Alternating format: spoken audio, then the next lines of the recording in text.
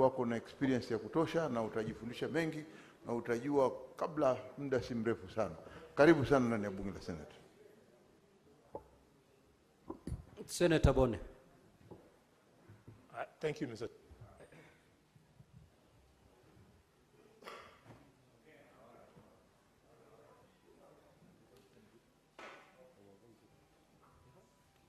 Thank you, Mr. Speaker. Mr. Speaker, it gives me a lot of pleasure to welcome my sister, Consolata Nabwire, to this House. I call her sister for obvious reasons, Mr. Speaker, but more importantly, Mr. Speaker, it's a crowning moment for the effort that the United Democratic Alliance has gone through in appreciating the contribution of one of the women who made a huge difference during our campaigns to ensure that the president forms government.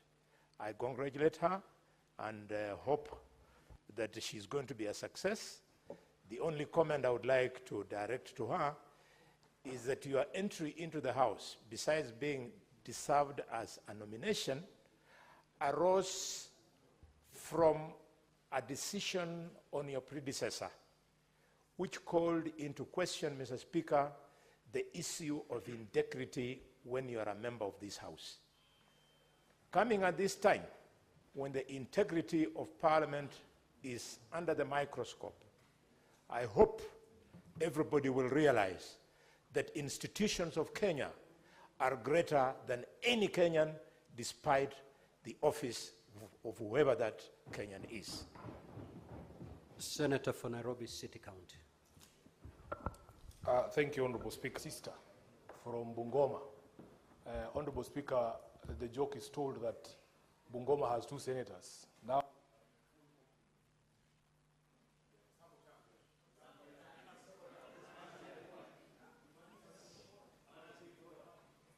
Senator Wakwabubi, one of the things you will learn very fast is that the Senate struggles with speaking equipment here. But the point I was making, Honorable Speaker, because I've not seen the senator for Bungoma in the House. The joke is told that there's 2 senators from Bungoma in the House. Now there will be a full complement of 3, including my sister Wakwabubi, who has just joined us today, Honorable Speaker. I want to welcome you to the capital. Here, nobody can touch you for as long as you can say Sifuna. So if anybody... So if anybody tries to do anything, you might not be from my own political party, but I consider you a sister. I want to welcome you to this House. I'm hoping that we will do great things for the people of Kenya. Don't listen to the hecklers. I hope that you will be able to deliver for the women who you've come to represent here, for the whole country, and I wish you all the best in this journey for the 2 years that are left. I thank you, Honorable Speaker. Senator Tabitha Keroche. Thank you, Mr. Speaker, sir, for also giving me this opportunity to welcome my sister, Senator Consolata. Senator Consolata, you are most welcome to this House. It's a good house. You learn a lot, and you count yourself one of the luckiest, because you're among the 67 members that have been brought in this House to represent the whole of Kenya. And I want to thank the UDA party for agreeing that that position was meant for a lady because of the past lady that left us, the Senator Gloria. So thank you, UDA, for taking that, giving us that honor as women, that they've brought in back another woman to represent the Senate and to represent Kenya. Senator Consolata, feel at home, and we are here as the Senator Majority Leader to hold your hand and ensure that you feel at home and you feel welcome. Thank you, Speaker. Senator Kavindu.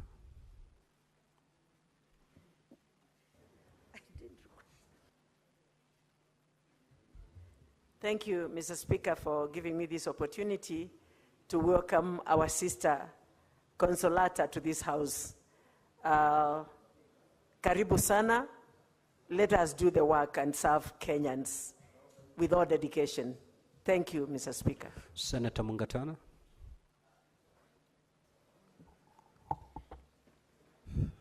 Thank you, Mr. Speaker. I want to welcome Honorable Senator Consolata to the House. One of the books that was given to you, amongst the books that you received from the Speaker, Can you is a- power the mic for Honorable Senator Mungatana? Is it on? You may proceed. Mr. Speaker, I was saying one of the books that Honorable Consolata received from you is a book that is called the Compendium of the Rulings that are delivered on the floor of this House. This House, unlike another one that I will not name, is a house of learning. So I invite her to be familiar with the rulings that have been given and tie her mind so that we can help this republic move one step forward. I thank you, Mr. Speaker. Senator Osotsi. Thank you, Mr. Speaker. Mr. Speaker, let me also take this opportunity to welcome our sister, Consolata, to this House and encourage her to work hard. She has come in the middle of the term, and there is a lot of things that she needs to learn from the rest of us. I am happy that now the number of senators from our western region has gone up by 5. I know Senator Moma and Senator Sifuna, they also come from that area, but they also have a divided loyalty between Nairobi and Kisumu. But Senator Consolata is a full-time resident of Bungoma County. So we are going to work very closely with you, together with the other 4 senators, whom we have been working very closely. Senator Kenywa. Asante Spika kunipa fursa hii kumkaribisha Senator Consolata na nimwambie karibu vile vile jamaa na marafiki ambayo waliandamana na yeye kusudi kumpa heko na kongole. Sisi kama seneti tunakukaribisha na nataka kukuambia kwamba Senator mahali upoketi kuna Senator wa Bungoma ambaye ni mchapakazi na vile vile kwa sababu sisi tuna imani ya kwamba umekuja na kwa sababu chama kimechagua kukuchagua wewe, hatuna shaka Petro rohoni utaifanya kazi ambayo ulichaguliwa kuja kuifanya hapa. Na sisi ni kukupongeza, kukuambia karibu, hata ijapokuwa umekuja ikiwa mhula umetembea kidogo, hatuna shaka Petro rohoni utafanya jambo ambalo unatakiwa kufanya, kuongea kuhusu wa Kenya, kuwatetea wa Kenya na maslahi yao. Asante Bwana Spika. Senator Onyonka Richard. Thank you, Mr. Speaker, for giving me this opportunity. My new senator, you will have to decide what you are going to become in this House. The party will expect you to take party position on everything, but at some point, tell your party the truth. Unfortunately, I lost a member who was actually from my delegation, Madam Oroba. I give her all the respect, and I was disappointed that she left, but we let the law take its course. The only last point I would like to make for anybody who wants to come to this House, those who much is given, much is expected. Thank you. Senator Newton. Thank you, Mr. Speaker. Let me also join my colleagues in welcoming Senator Consolata to this House and tell her something that is not very different from what Senator Onyoka has said, that she should know why her predecessor was removed, and so she should be very guarded in what she says in here and out there, because sometimes independence is only on paper, especially when you belong to the party that has nominated you. So our senior sister, we wish you well, and we want to see you see the end of this term, because if you are not careful with your mouth, UDA will remove you. The other thing that I would like to tell you, and to tell each one of us, that Senator Consolata's coming is a lesson to all of us, that once you are gone, your place is taken almost immediately. Senator Wambua.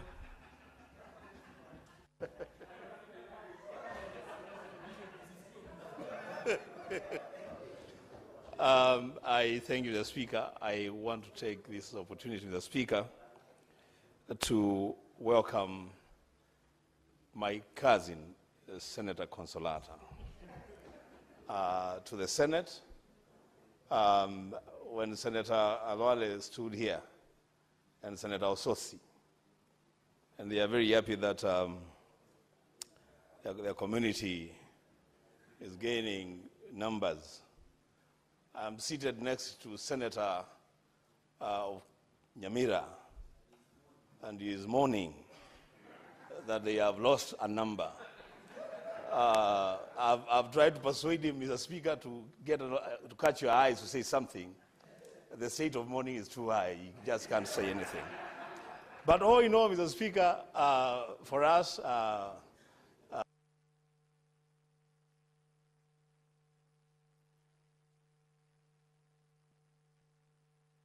Senator Murango.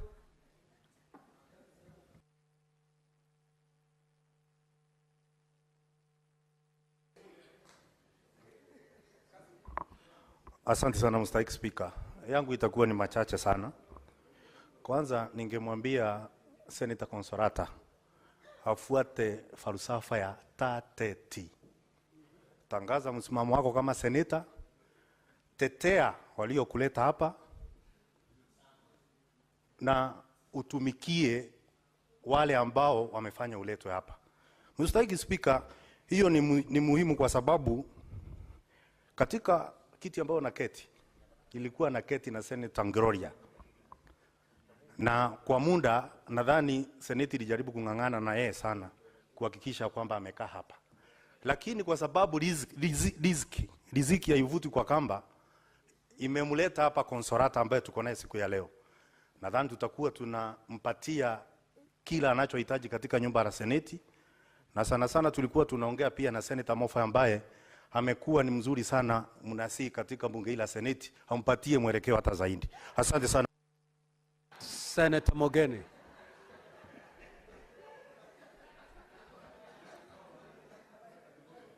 Senator Mogeni.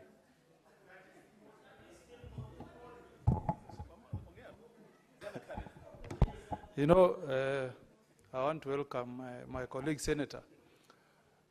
Speaker, when I was the chair of Law Society, there is one clause that was in the harmonized draft constitution that we fought very hard to delete from the 2010 constitution. And that clause was giving a political party power to initiate expulsion of a member that can lead to that member losing the seat. When that clause was deleted, I thought I will not in my lifetime see a party expel a member and that member loses her or his seat in Parliament. Be that as it may, we welcome you, Senator, to this House. We have also created a record for the first time in the history of Parliament. I've seen a situation where members are... Senator Roba.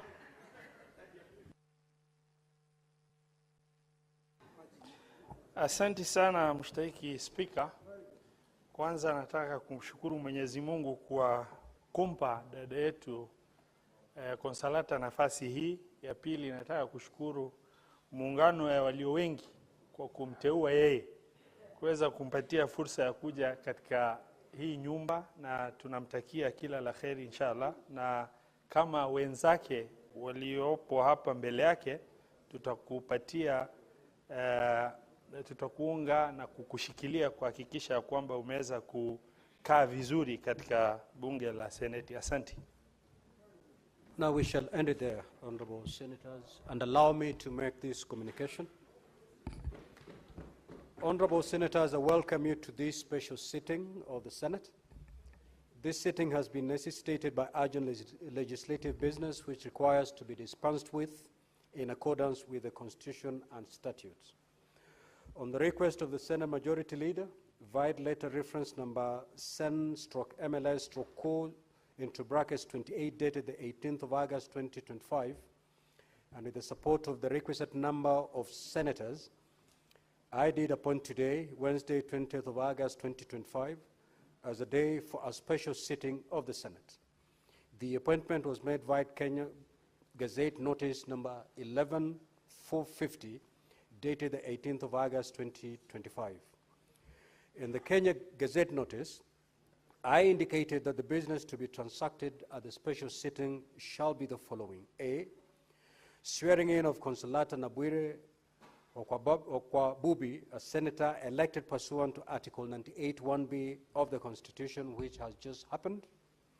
The hearing of the charges on the proposed removal from office by impeachment of the Honorable Eric Mutai, Governor of Kericho County, and C, motion for the alteration of the Senate calendar.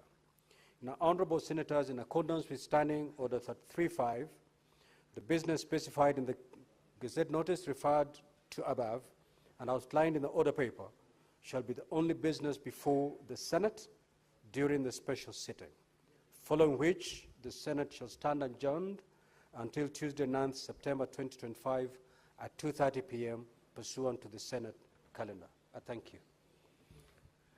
Next order. Order number 3, messages.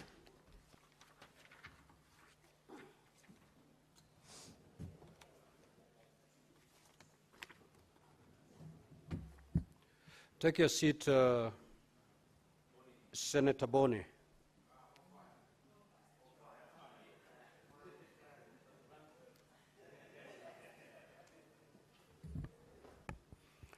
Now, honorable senators, I wish to report to the Senate that I have, pursuant to Standing Order 48.3, received a message from the Speaker of the County Assembly of Kericho regarding a resolution of the County Assembly of Kericho for the proposed removal from office by impeachment of Honorable Dr. Eric Kipkoech Mutai, Governor of Kericho County, pursuant to Article 181(1)A, B, and C of the Constitution, as read together with Section 33 of the County Governments Act and Standing Order 7013A of the County Assembly of Kericho.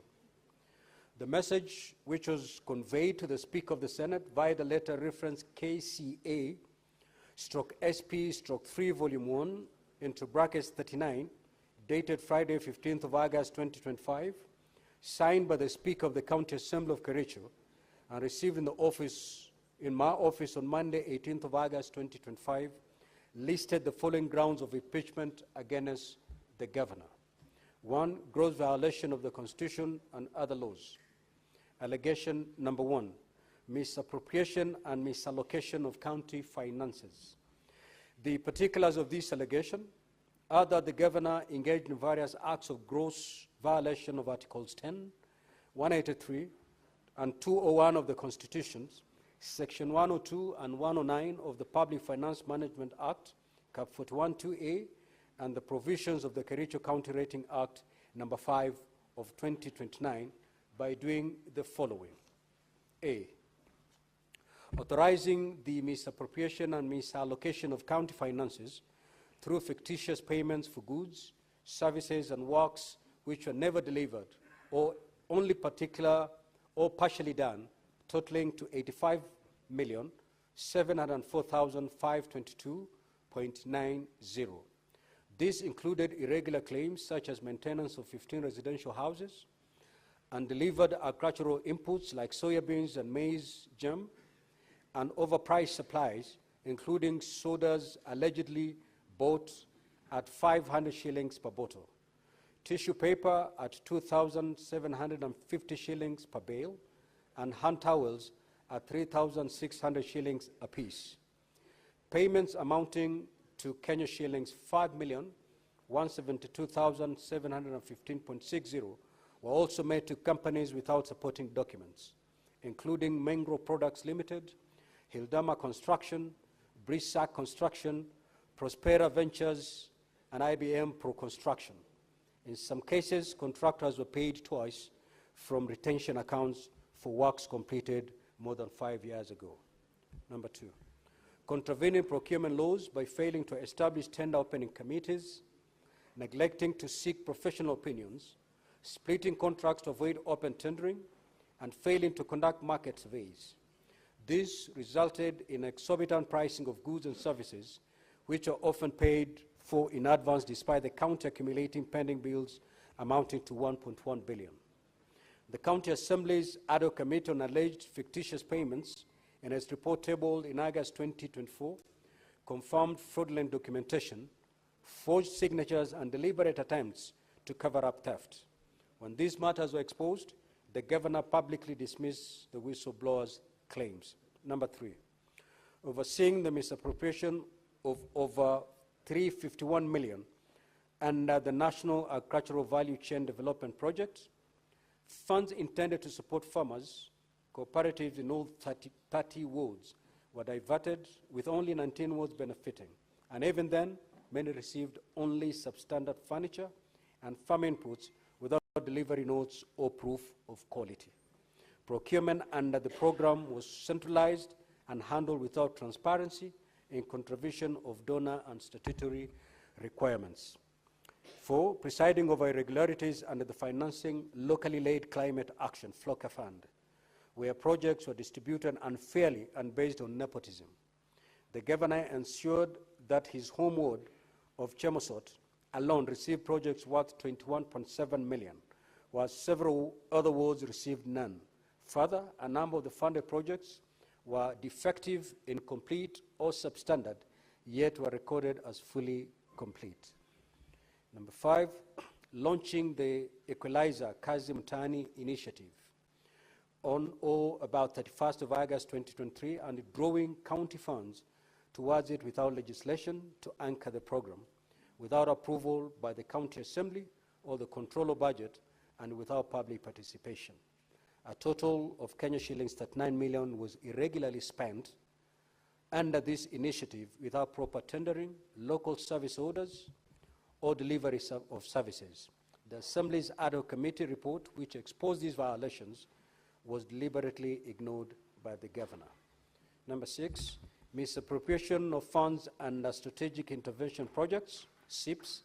For example, in the case of the upgrading of Cognac dispensary at a health center, where the contractor was paid over 8.5 million, despite no works having been undertaken, contrary to reports submitted to the Assembly. Number 7, coercing county executive committee members and chief officers to divert funds from the departmental allocations to the personal use, channeled through his personal assistants. The governor has presided over glaring procurement irregularities, including irregular tender awards, inflated contracts, and fraudulent implementation of county programs. These matters have been consistently flagged in successive Auditor General's reports as evidence of massive theft of public funds. And number 8, misusing county emergency funds to compensate victims of the Londiani accident, thereby covering up for donations that had been raised by the public but were misappropriated by committee constituted by the governor. Allegation number 2, misappropriation and or abating misappropriation of public raised funds. The particulars of this allegation are that the governor, on various days between 4th and 9th of July 2023, violated the provisions of Article 10, 73 and 75 of the Constitution, and Section 29 and 39 of the Leadership and Integrity Act by doing the following.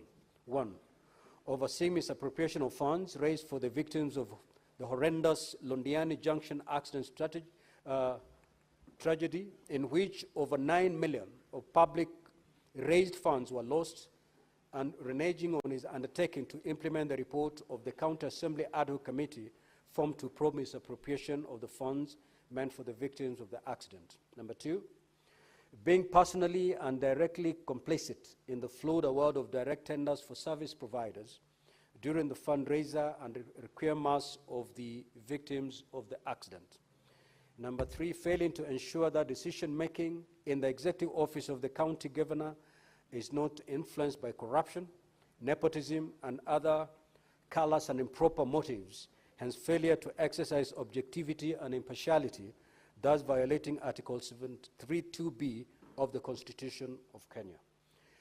Number 2, abuse of office. Allegation number 1, illegal appointments, unlawful dismissal and transfers, and usurpation of constitutional and statutory functions of county public service. The particulars of this allegation are that the governor has variously engaged in gross misconduct and gross violations of Articles 10, 73, 75, 232, 235, and 236 of the Constitution, Section 17 of the Public Officers Act, Section 55, 59, 59A, 60, 62, 63, 64, and 65 of the County Governments Act, Section 4 of the Public Appointments, County Assemblies Approval Act, and variously abused his office by doing the following. 1, engaging in skewed and nepotistic appointments of county employees.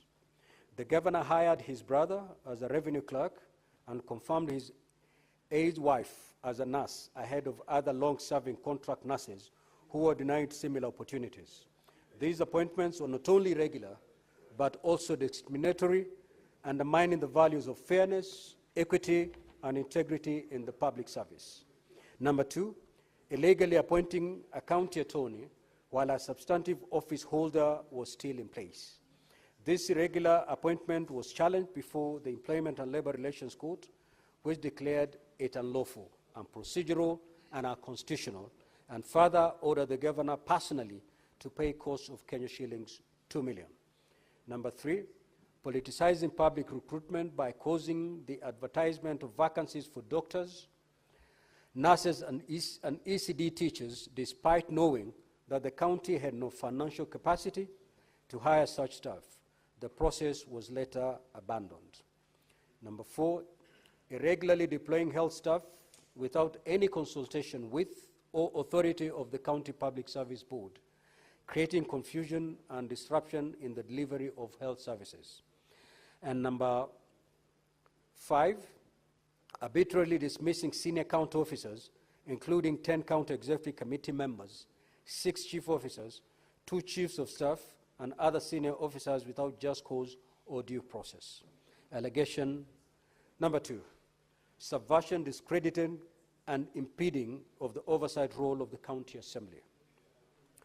The particulars of this allegation are that the governor on 3rd of September 2024 engaged in gross misconduct and grossly violated the provisions of Article 10, 73, 75, and 174 and 185, 3 of the Constitution, and abused his office by writing to the Speaker, purporting to direct the Speaker on, inter alia, the timelines the Speaker should give the chief officers who were summoned by the Assembly for questioning in exercise of the Assembly's oversight mandate.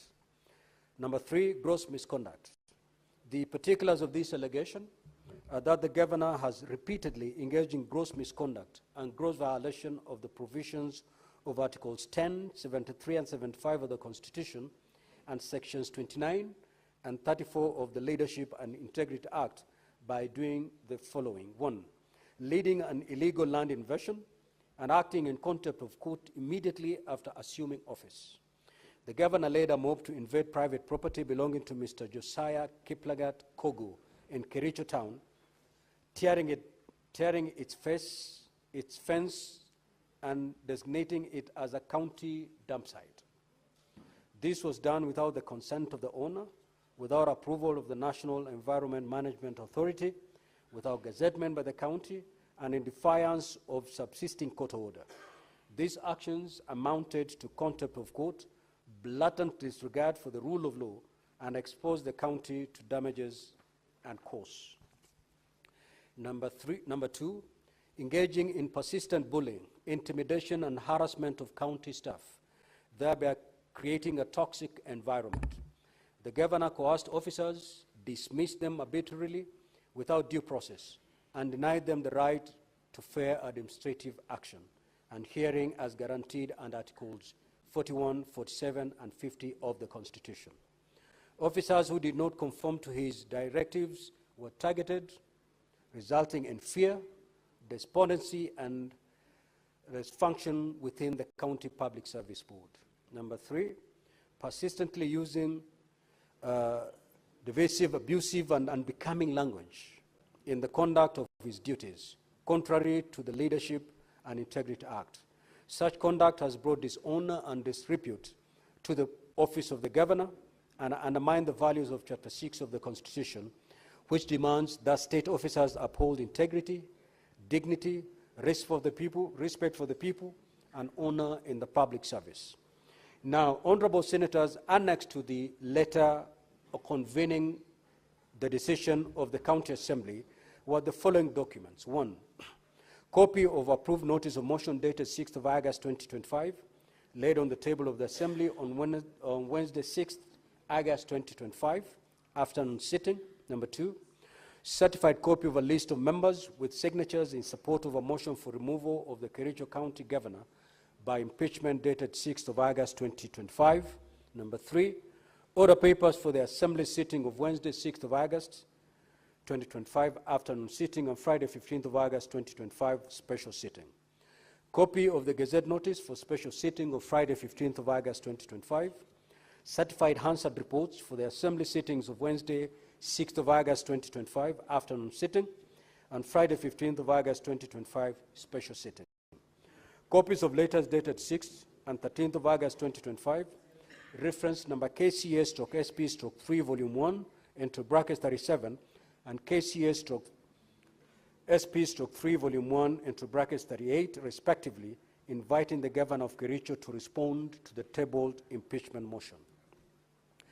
Copy of affidavit of service by Mrs. Sharon Chemngetich Mibei, serving His Excellency the Governor of Kericho County, with an invitation letter and a copy laid notice of impeachment motion, together with evidence and another letter for supplementary evidence, a memorandum on behalf of the Speaker and County Assembly of Kericho.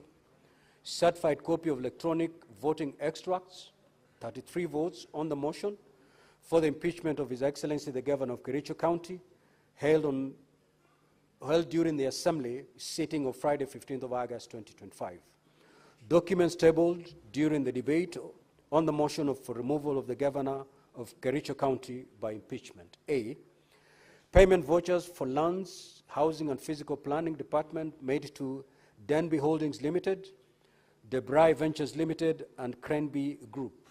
B, payment vouchers for the Agriculture, Livestock and Cooperative Management Department made to Danju Enterprise Limited, Leary Enterprise Limited, Mabsa General Supplies Limited, Aksak Technologies Limited, Pikenda's Company, and Joylee Group Limited. A procurement plan and a memo for supply and delivery of assorted office stationaries. Payment vouchers for Public Works, Roads and Transport Department made to Simron Construction Company Limited and Real Supplies Limited and Tokeila General Supplies.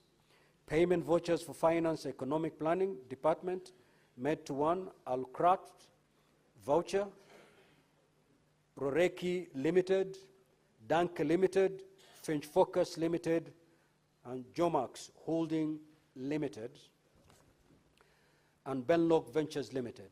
Payment vouchers for Health Services Department made to Afroscape Limited and Sleek Solutions Limited.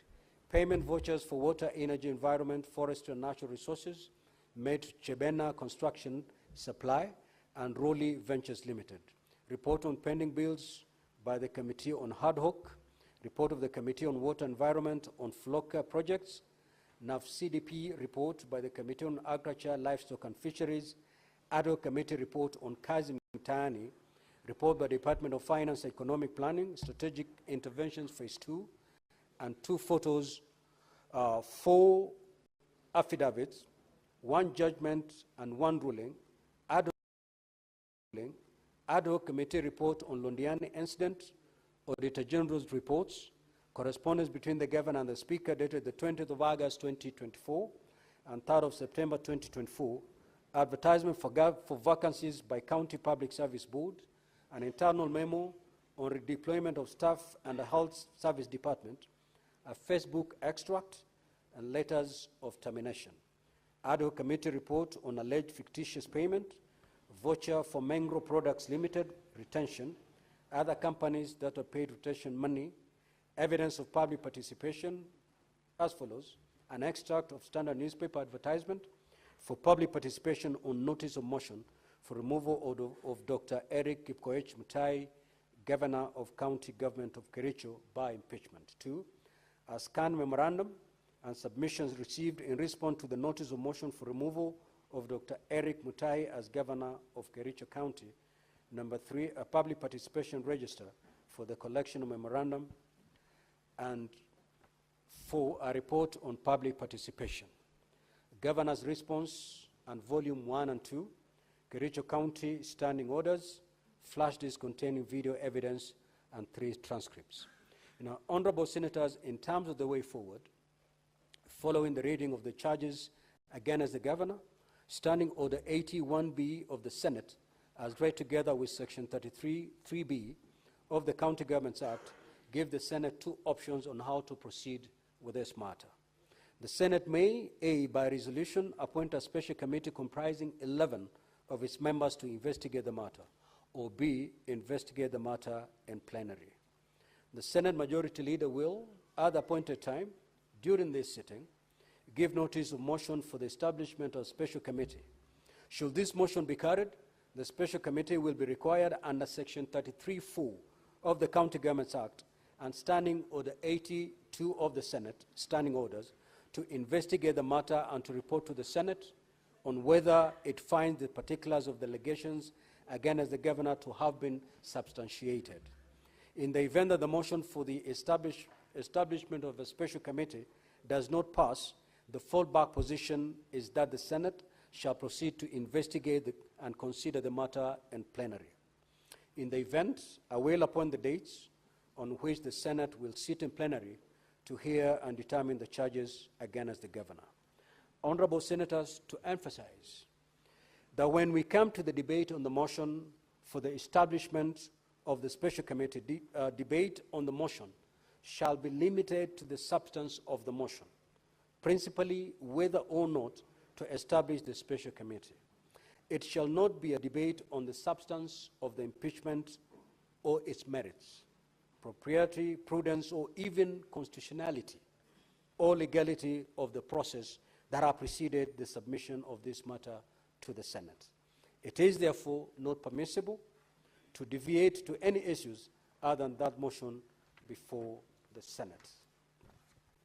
In the meantime, and during the pendence of this impeachment process in the Senate, I wish to caution honorable senators to refrain from publicly commenting on the merits or demerits of the impeachment motion before the Senate. Doing so would amount to anticipation of debate, which is an infringement of Standing Order 99 of the Senate Standing Orders. Accordingly, it shall be out of order, within the meaning of Standing Order 122, for any senator to make comments, whether written or spoken, relating to the conduct of the governor or the impeachment process outside the confines of the impeachment proceedings, as such comments may prejudice the fair and just outcome of this process. Honorable senators, during this 13th Parliament, the Senate has dealt with 8 impeachment proceedings, 2 of which were considered by the special committees and 6 by the Senate sitting in plenary, including one involving a deputy president. Notably, this will be the second time the Senate will be considering proceedings against the said governor. It is important that we draw on the best practices established in previous proceedings as we deliberate on this particular matter. The Senate will be sitting as a quasi-judicial body and will conduct investigations into the alleged violation of the Constitution and the law, and thereafter make its determination on the matter. Let me remind you that the impeachment hearing is not just a procedural formality. but a critical process that plays a crucial role in upholding the principles of democracy and good governance. This hearing is one of the Senate's most vital oversight functions and key responsibilities. I conclude by urging all honorable senators to exercise the highest level of responsibility on this particular matter. I thank you. Next order, clerk. Order number 4, petitions. Order number 5, papers. Order number 6, notices of motion. Senate Majority Leader. Mr. Speaker, sir, I rise to give notice of the following motion, which is the alteration of the Senate calendar for the 4th session, that notwithstanding the resolution of the Senate made on the 19th of February 2025, which is the approval of the Senate calendar pursuant to Standing Order number 32-4, the Senate resolves to extend the recess so as to resume regular sittings for Part 4 of the 4th session, Part 5 rather, sorry, of the 4th session on Tuesday, the 23rd of September 2025, and that the Senate calendar regular sessions for the 4th session 2025 be altered accordingly. Can I do the other motion, Speaker? Yes, proceed to give notice to the other motion. This is notice of the second motion, Mr. Speaker, which is the establishment of a special committee to investigate the proposed removal from office by impeachment of Honorable Eric Mutai, the Governor of Kericho County. That whereas pursuant to Article 181 of the Constitution and Section 33 of the County Governments Act, on Friday the 15th of August 2025, the County Assembly of Kericho County approved a motion for the removal from office by impeachment of Honorable Eric Mutai, Governor for Kericho County. Order, honorable senators. Kindly hear the Majority Leader in silence. Proceed, Majority Leader. And further, whereas by letter reference KCA SP/3 Volume 139, dated Friday 15th August 2025, received in the office of the Speaker of the Senate on Monday 18th 2025, the Speaker of the County Assembly of Kericho informed the Speaker of the Senate of the approval of the motion by the County Assembly and further forwarded to the Speaker of the Senate documents in evidence of the proceedings of the Assembly.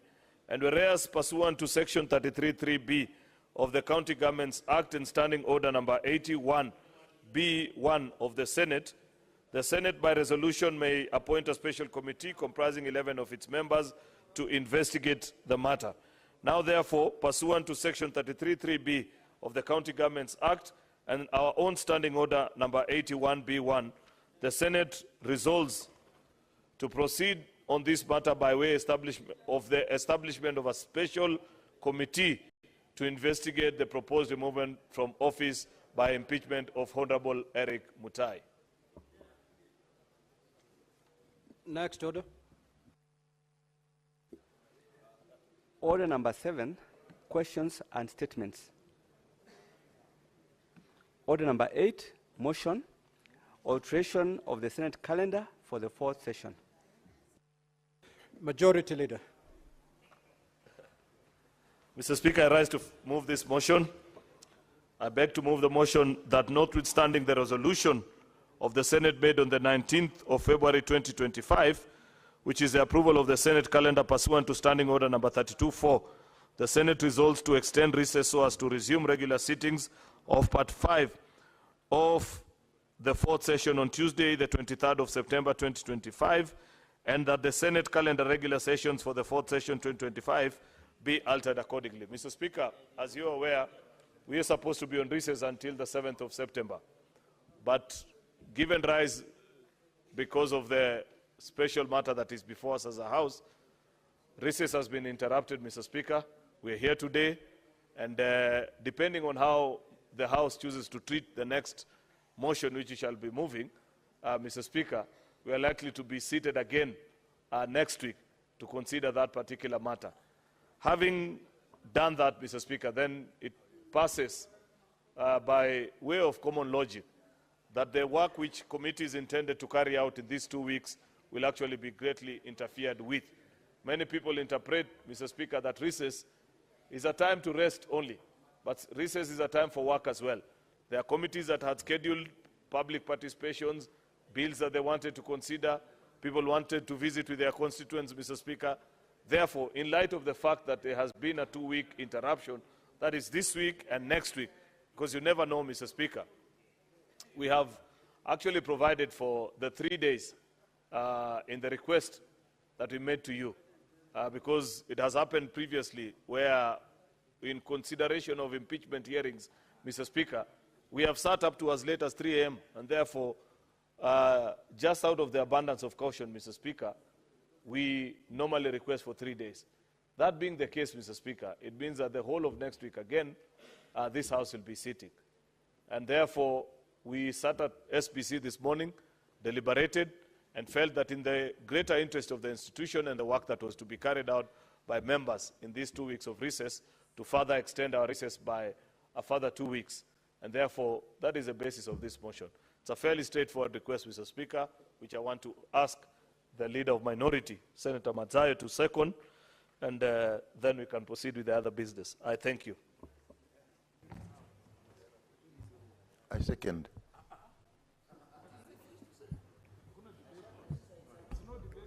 Now, honorable senators, I will now propose the question that notwithstanding the resolution of the Senate made on the 19th of February 2025, approval of the Senate calendar pursuant to Standing Order 32-4, the Senate resolves to extend the recess as to resume regular sittings of Part 4 of the 4th session on Tuesday, 23rd September 2025, and that the Senate calendar regular sessions of the 4th session 2025 be altered accordingly.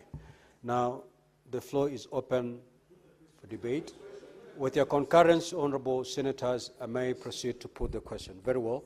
I will now proceed to put the question. The notwithstanding the resolution of the Senate made on the 19th of February 2025, approval of the Senate calendar pursuant to Standing Order 32-4, the Senate resolves to extend the recess so as to resume regular sitting for Part 5 of the 4th session on Tuesday, 23rd September 2025, and that the Senate calendar regular sessions for the 4th session 2025 be altered accordingly. Will as many as of that opinion say aye? Aye. Will as many as of the contrary opinion say nay? The ayes have it. Next order. Order number 9, motion, establishment of a special committee to investigate the proposed removal from office by impeachment of Honorable Eric Mutai, Governor of Kericho County.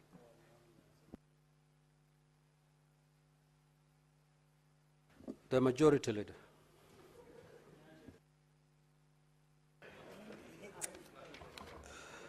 Mr. Speaker, I rise to move the following motion, which is the establishment of a special committee to investigate the proposed removal from office by impeachment of Honorable Eric Mutai, the Governor of Kericho County, that whereas pursuant to Article 181 of the Constitution and Section 33 of the County Governments Act, on Friday, the 15th of August 2025, the County Assembly of Kericho approved a motion for the removal from office by impeachment of Honorable Eric Mutai, Governor of Kericho County.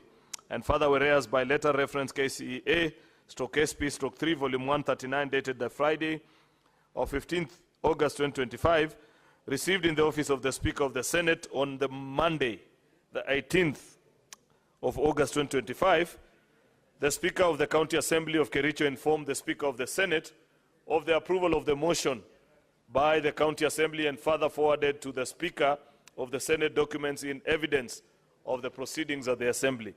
And whereas pursuant to Standing Order number 33-3B of the County Governments Act and Standing Order number 81B1 of the Senate by resolution may appoint a special committee comprising 11 of its members to investigate the matter.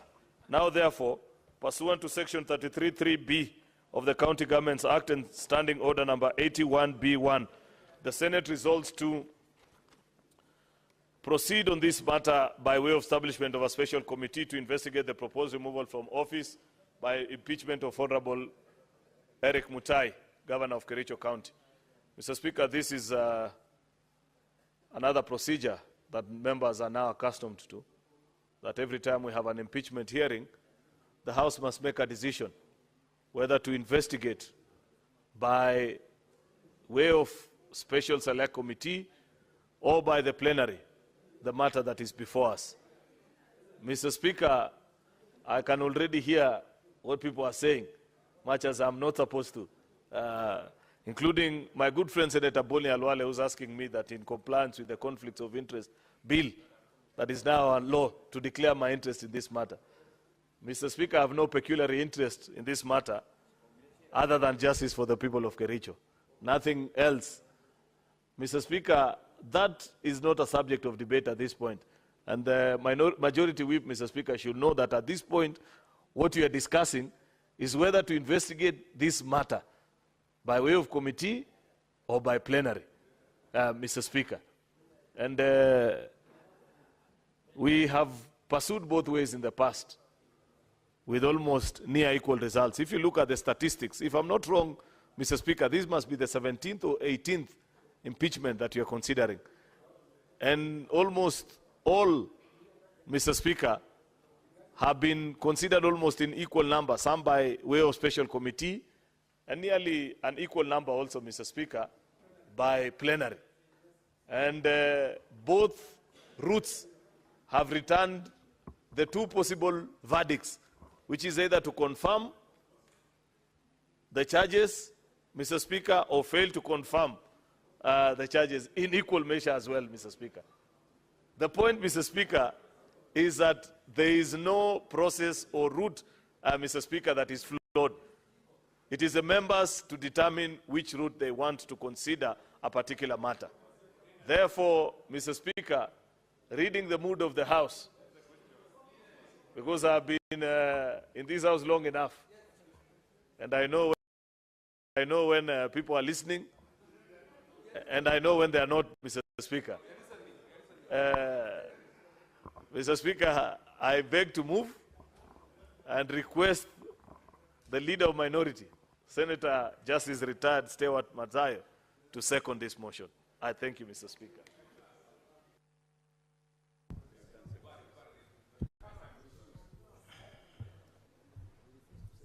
Asante Mstahiki Spika. Mimi nakataa.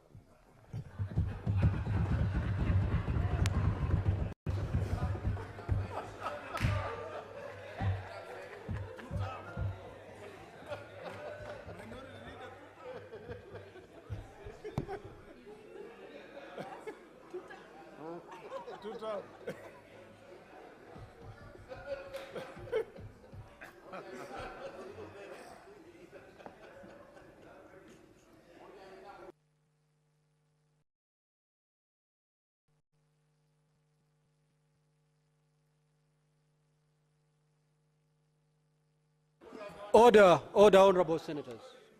Order. Order. Senator Faki, you can only raise a point of order when a colleague is on their feet. Yes, what's your clarification that you're seeking? Honorable Speaker, thank you very much for this opportunity. The leader of the majority party has moved the motion, and the minority leader has objected, negated, or objected to the motion. So in our standing orders, can we really improve that maybe there is a recourse? Because maybe I'm not satisfied with his recusal or refusal to second. So in our standing orders, I'm not talking to the speakers, to the senators. I'm addressing my time to the speaker, who is the end of this House. And if I was to talk to you not in this forum, I could have talked to you in other companies. So, Honorable Speaker, is it possible that at some point, maybe we can change our standing orders also, maybe in a way that if the seconder is not ready to second the motion, so the motion die there, or maybe we can initiate another motion another day, that those who are ready to support the motion, Honorable Speaker, can be able to do it. It has happened Okay, several Honorable Speaker. Order, Honorable Senator. Conclude, Honorable Senator Fomeru. Kindly conclude your intervention. So, Honorable Speaker, is it possible that we can have another option? Can we have another option that also this motion can still be looked at in a different way, Mr. Speaker? Order, Honorable Senators, order. Senator Fomeru, you have valid concerns, but those concerns are for the future. We have a situation to handle today. The majority leader had somebody to second his motion. The proposed person was the minority leader who did not second the motion. The majority leader did not appoint any other person. It is his motion. So allow me to read the ruling on the effect of lack of secondment of a motion as per our standing orders. Thank you. Now, honorable senators, as you may have noticed, the Senate Majority Leader moved the motion at order number 9 on today's order paper for the establishment of a special committee to investigate the proposed removal from office by impeachment of Honorable Eric Mutahi, Governor of Kericho County. The motion failed to be seconded and therefore deemed to have been withdrawn pursuant to Standing Order 71 of the Senate Standing Orders.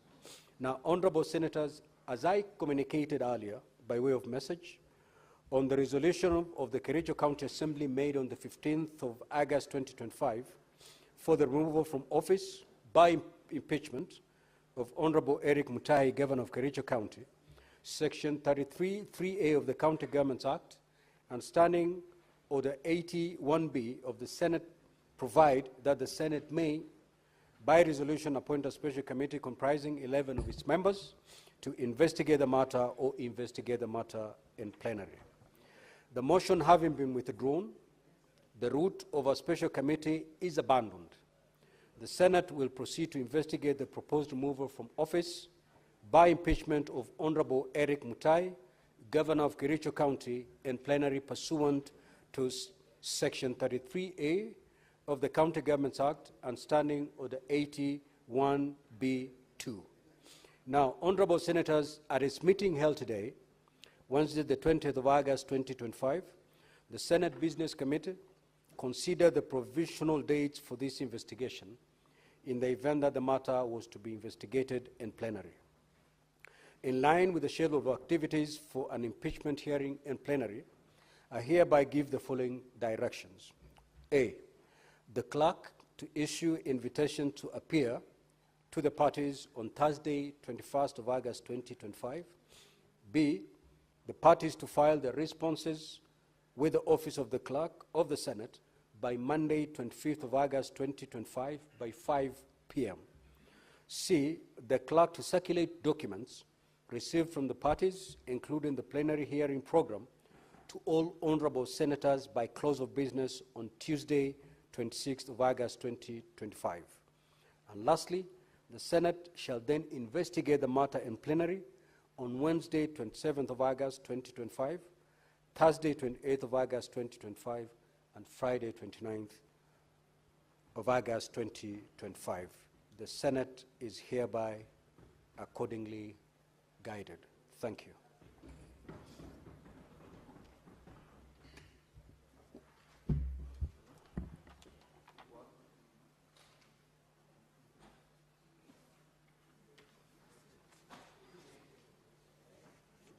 Let me read.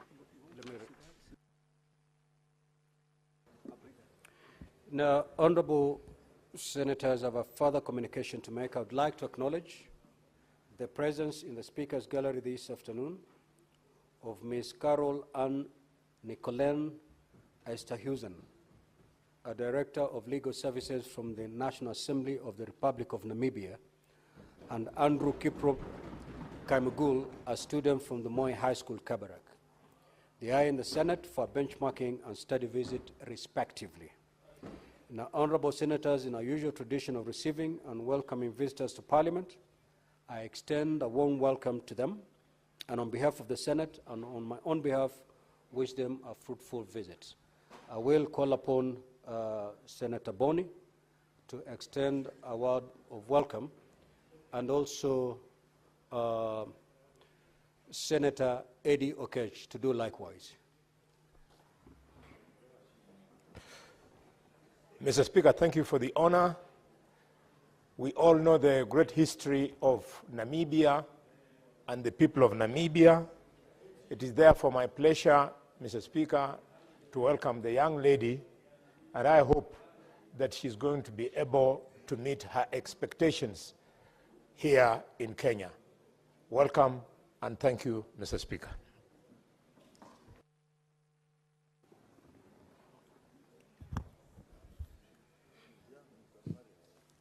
Mr. Speaker, I want to thank you for giving me this opportunity to also welcome the delegate from Namibia. I had the chance to visit that country when I was studying in South Africa in my high school days at the African Leadership Academy. Therefore, we welcome you to Kenya, and I hope that you learn the best from this upper house, and even generally from our parliament. And to the students from Moi Kabarak as well, this is the house that deals with a lot of issues with regard to money and resources that come to our counties, and everything to do with devolution. There's a lot to learn from this house, and therefore we also welcome you to learn as much as you can from Parliament. And I thank you, Mr. Speaker, for that opportunity. I hope they'll have a good time in Senate.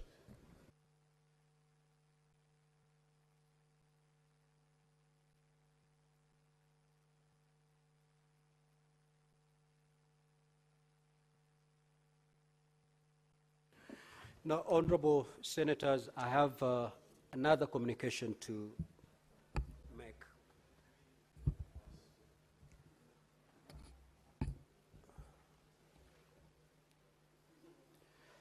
Now, honorable senators, the leadership of the Senate across the political divide met today, this morning, Wednesday, the 20th of August, 2025. And during that meeting, the leadership noted with grave concern the allegations of bribery and extortion made against the institution of Parliament in general and the Senate in particular. The leadership of the Senate has also noted that the allegations have not included material particulars, including the specific individual senators against whom the allegations of bribery are made. Senators are called to a very high office of responsibility and accountability, and are required under the Constitution to live up to a very high standard of integrity and accountability. This is the thrust of a number of provisions of the Constitution, including Articles 1, Sub-Article 3, and Articles 10, as well as Chapter 6 of the Leadership and Integrity of State Officers. Senators take and subscribe to an oath of office to obey, respect, uphold, preserve, protect, and defend the Constitution.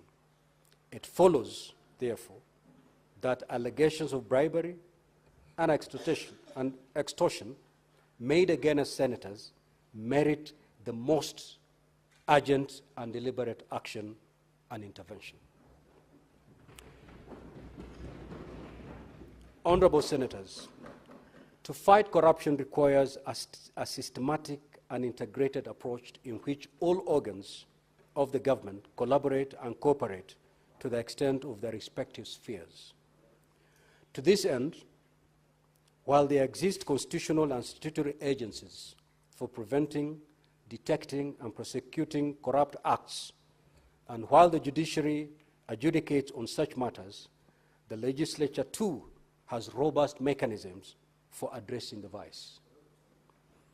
Now, honorable senators, as you are aware, the Parliamentary Powers and Privileges Act, Cap 6 of the laws of Kenya, has an elaborate framework for Parliament to deal with errant legislators.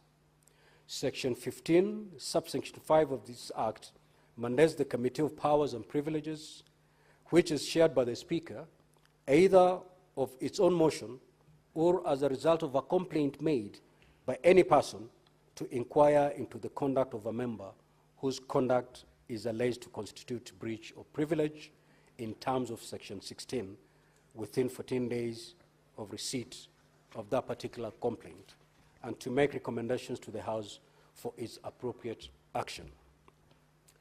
Part of the conduct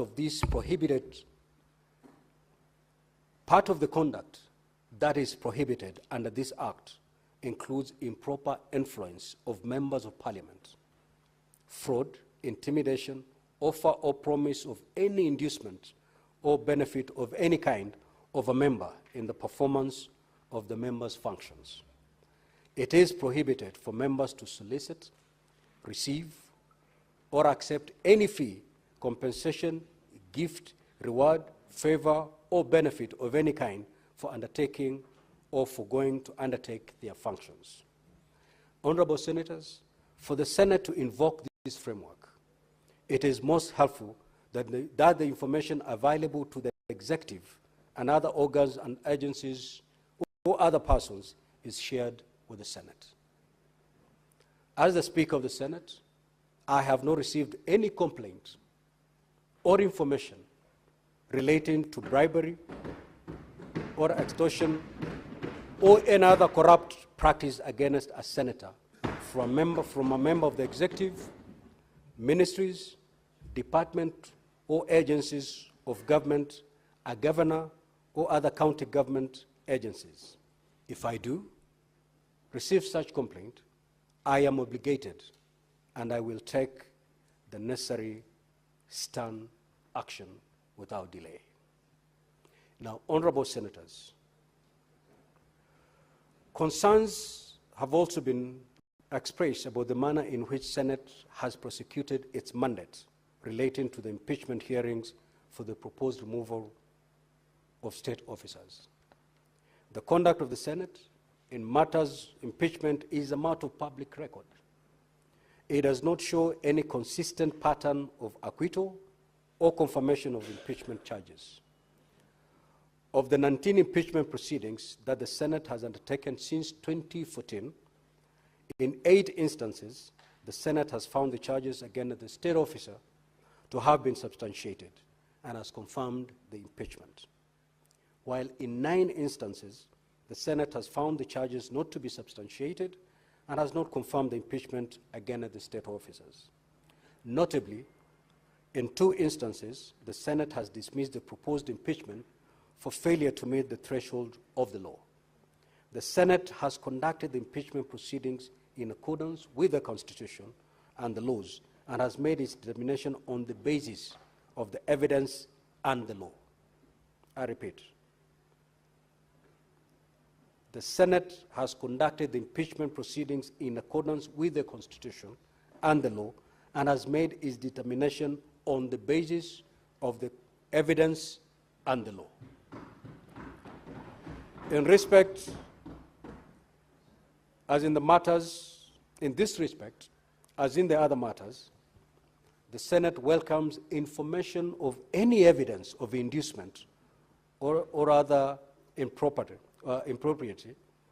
by any senator for appropriate action in this regard. Honorable Senators, in the course of the last 1 week, statements have been made questioning the constitutional mandate of the Senate to oversight a particular category of state officers, namely county governors.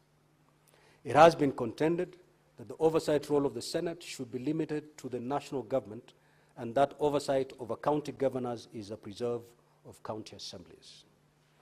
Article 96 of the Constitution sets out as part of the role of the Senate to represent the counties and to protect the interests of counties and their governments.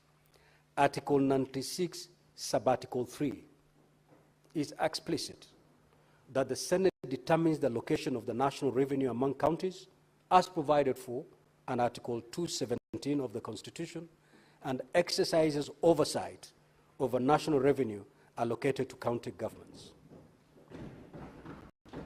I repeat that one. Article 96(3) is explicit that the Senate determines the allocation of the national revenue among counties as provided for in Article 217 of the Constitution and exercises oversight over national revenue allocated to the county governments. That is the Constitution. Furthermore, Article 125 of the Constitution decrees that either House of Parliament and any of its committees has power to summon any person to appear before it for the purpose of giving evidence or providing information. This is exactly what the Senate has been doing and will continue doing. Apart from the clear provision of the Constitution on the matter, the superior courts have made a number of decisions addressing the questions of jurisdiction of the Senate to summon and exercise oversight county governors and other county government officials, and the demarcation of the oversight function between the Senate and the county assemblies. In the High Court petition number 334 of 2016, Kialo Kamina versus Senate and others, the court held as follows on the question of oversight responsibility of the Senate. And I quote, "The Senate and the county governments are to work together to ensure that the purpose of devolution is achieved. The two bodies cannot work separately, and since the county government receives funds from the national level, they cannot check themselves. Accountability has to come from a body not within the county level, thus the Senate." These are the words of the courts. The Supreme Court in petition number 24 of 2019 between the Senate and the Council of Governors and others, while also considering the issue of the mandate of the Senate, the court stated as follows, and I quote, "The purpose of the Constitution is to entrench good governance, the rule of law, accountability, transparency, and prudent management of public finances at both levels of government.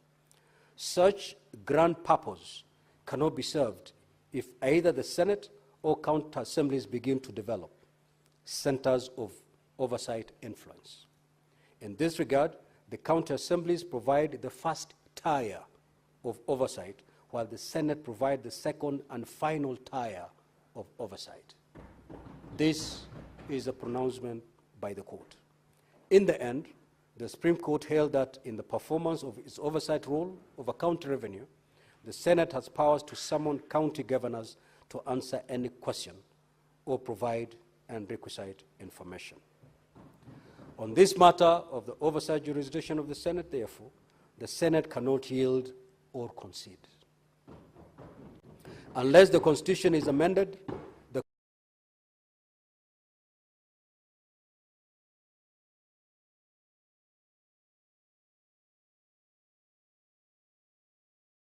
constitutional mandate of the Senate is non-negotiable or discretionary.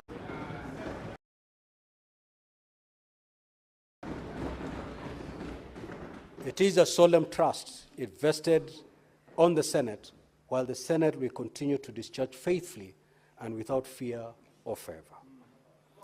Now, honorable senators, let me conclude by making an impassioned plea to the executive, other agencies of government, county governments, and other persons that it is incumbent on all of us to protect the institution of the legislature, which is the cornerstone of democracy. Holding the legislature to account and requiring the highest standards of integrity is laudable, but it needs to be followed by collaborative action with the legislature itself by favoring the appropriate officers of the legislative arm with information available to the executive and to other agencies so that the legislature can invoke mechanisms at its disposal to take swift and stern action against errant members. The executive, as well as other agencies, And all persons should also support the Senate in its oversight role in defense of the devolved system of government, which our people so painstakingly weaved together for themselves in order to address the disparities and inequalities and other injustices of previous centralized constitutional order. I thank you, honorable senators.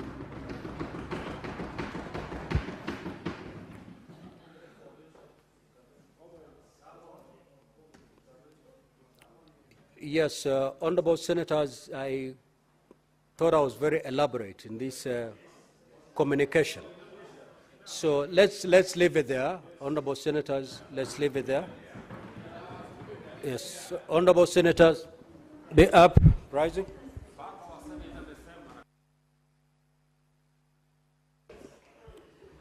Now, honorable senators, there being no other business on the order paper, the Senate stands adjourned until Wednesday, 27th of August, 2025 at 9:30 a.m.